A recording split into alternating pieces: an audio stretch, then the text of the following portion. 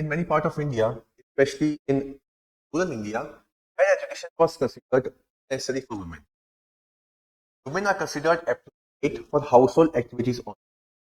But don't you think that this attitude is shifting now?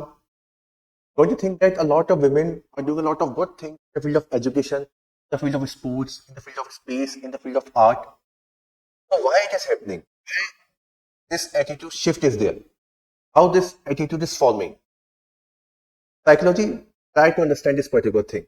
A lot of theories. For example, there is one concept, social learning theory, role modeling. You can see a lot of role model are there. It is inspiring families to value girls' education.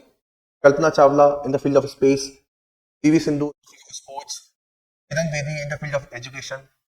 These role models are inspiring women and their families, and they begin to start value education. This is one of the concepts. So in the same way, we will try to understand that what are those concepts which help in this attitude formation. Okay, but before going into the depth of this particular topic, we should also need to understand that why psychology study the concept of attitude. Why the study of attitude become important for psychology, and how this particular branch, that is social psychology, become very important in the field of psychology. So as you know that when psychology became a separate discipline from philosophy, the starting period, there was no so many talks about the concept of social psychology. Become important in 20th century. Why? Because of these following changes. You can see in 20th century, something happens. A lot of political and social changes are there. Civil rights and social movements were there. Mass media was also growing. Advertising was also there. Psychological theories and their methods are also evolving. Therefore, psychology begin to understand the concept of social psychology. They begin to understand the concept of attitude formation. For example, you can see major social and political changes. So you can see in the case of World War.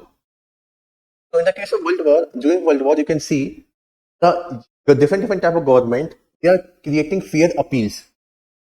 They are trying to induce fear among the people so that they can join their army. They are trying to change the attitude of the people to join the army. The same way, you can see Nazis were also warning German people against the Jewish propaganda. Why? Because they want to change their attitude. So this was the major social and political changes you can see during that particular time. So social psychology want to understand this particular process, but how it is happening. The same way, you can see a lot of civil rights and social movement were also there. For example, you can take the case of India. So in the revolt of 1857, you can see in the revolt of 1857, a lot of people were not supporting that particular revolt. They were happy with the British settlement. They were having no major problem with the British settlement. But what happens after 1857? After 1857, their attitude changes completely. Before that, they were actually tolerating everything. They were happy. But then it completely changes. Other than this, you can also see that a lot of civil rights movement were there against the racial attitude, against the stereotype, prejudices. These things were growing. So psychology began to understand this particular process, began to understand this particular thing. The same way, you can see growth of mass media and advertisement was also there. Even our freedom fighters, they also use printing media to induce the concept of freedom, so that people can understand that why freedom is important and what are the problems with the British rule. So mass media and advertisement also become very important tool to shift the attitude of the people. So therefore, psychology want to understand this particular thing.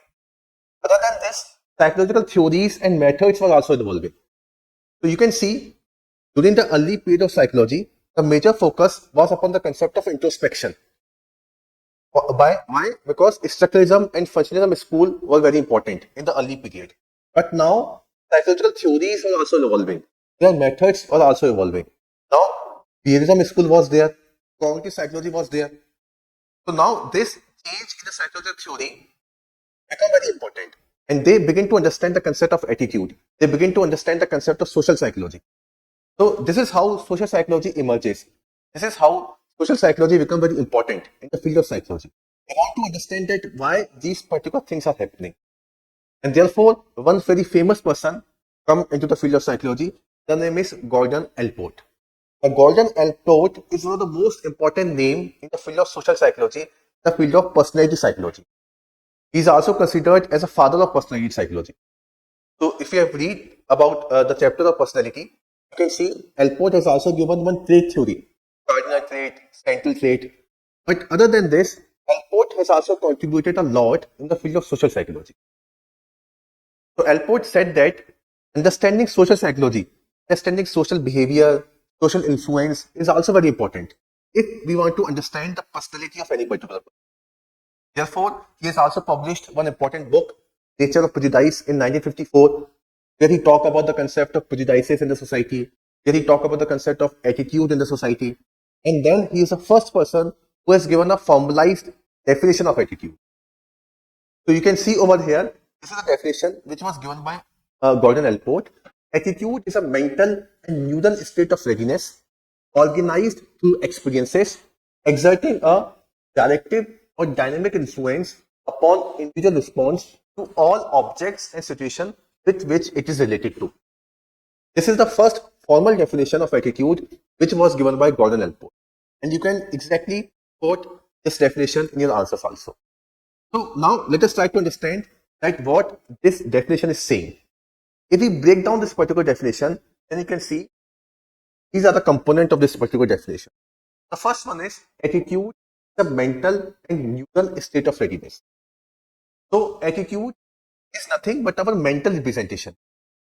Okay, so attitude occurs in our thought process also. Attitude occurs because of our belief also. For example, if you have a belief that exercise is good, then you will definitely have a positive attitude towards exercise.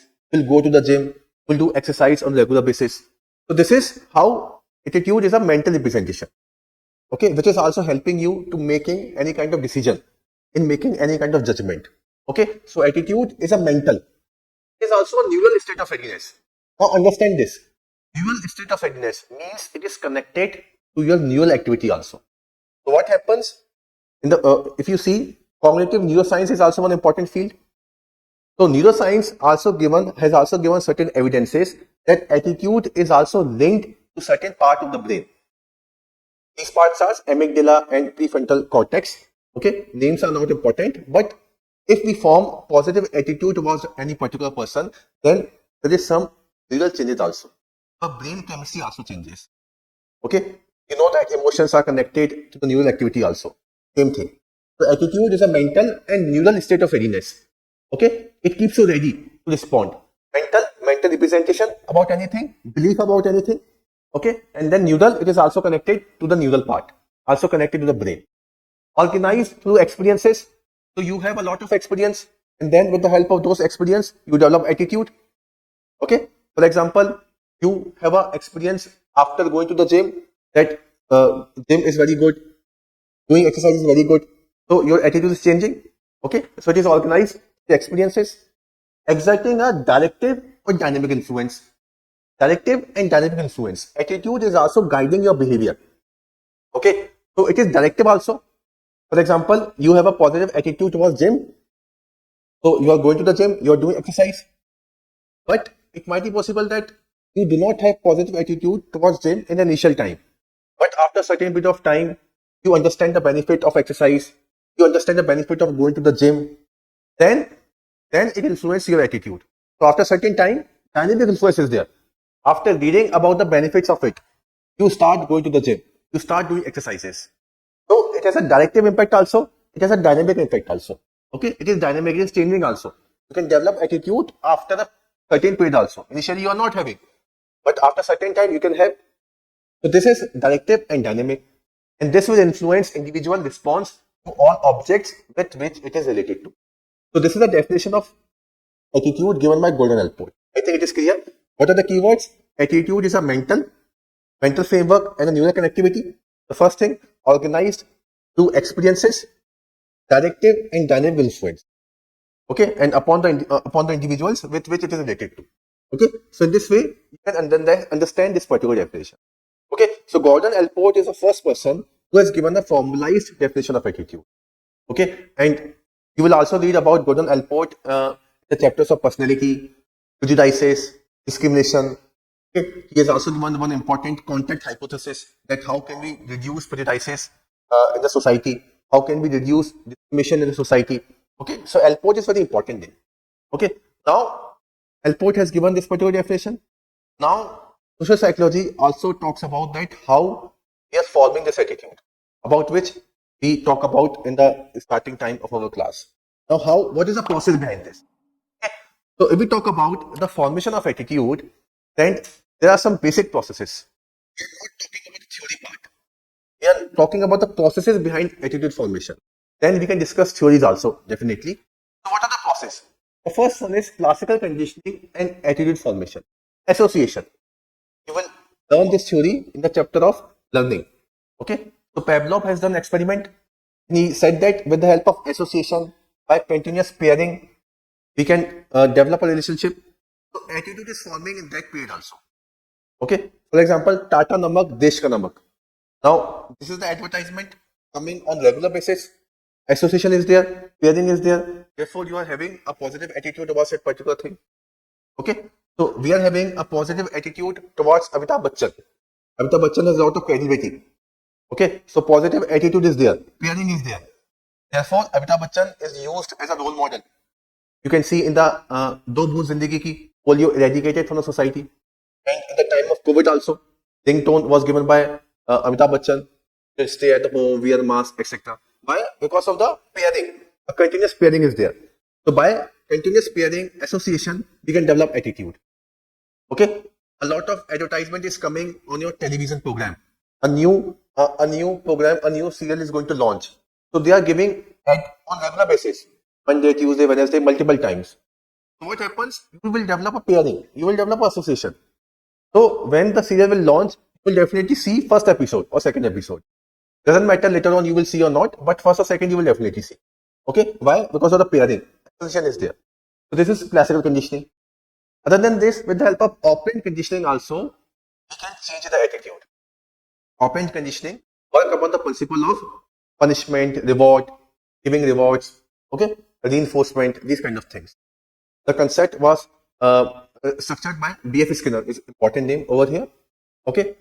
For example, in the case of Swachh Bharat Abhiyan, so community leaders, they were being rewarded if they keep their places clean.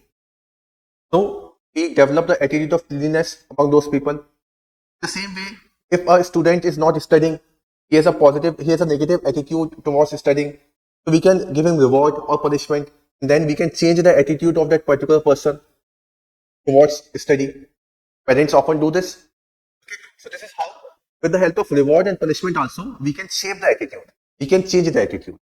Correct. Next, we will discuss social learning theory. By observing people also, we develop attitude. For example, a child is observing their family members. A child is observing their parents, their peers, what they are doing, how they are behaving with other people. And then with the help of this, they are also learning attitude. Okay, they are also learning the process. Okay, the same way you can see the example that how the concept of education changes for the women. A lot of role model are there, so they are watching. Okay, they are learning. Social learning is there. A lot of role model are there. They are doing very good in the field of education. So they are learning that education is very important. So this is how social learning also talks about the concept of attitude formation. Okay. Next is with the help of socialization also, our culture also influence our attitude. Okay. Our socialization process, our peers, our teachers, our culture. It also teaches a lot of good things, that what kind of attitude should be we should hold towards other people. Okay. Attitude of tolerance should be there. Kindness should be there. Okay. We should like this particular thing. Education is very important. Women education is very important. Respecting elders is very important. Okay, so in this way, with the help of culture also, with the help of socialization also, attitude is forming. And the last one is cognitive processes also there.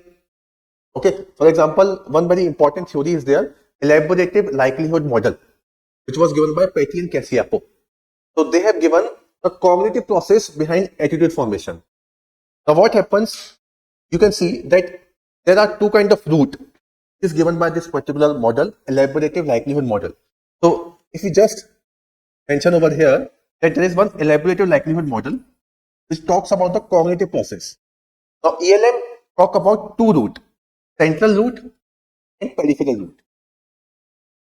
Okay, central route work upon the concept of logic, work upon the concept of facts. On the other hand, peripheral root work on the concept of attractiveness.